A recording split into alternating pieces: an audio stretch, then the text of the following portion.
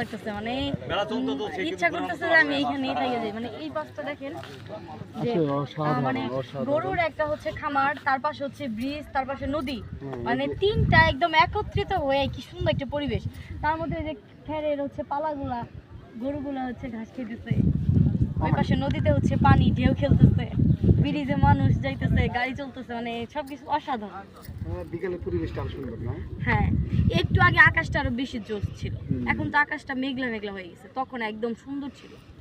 যাক, ধন্যবাদ কবিতা।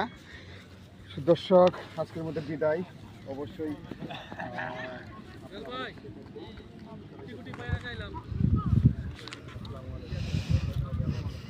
আমরা এখন আছি জামালপুর জেলার মাদারগঞ্জ উপজেলার হাওয়াই রোডে। আপনারা দেখতে পাচ্ছেন একটা সুন্দর পরিবেশ।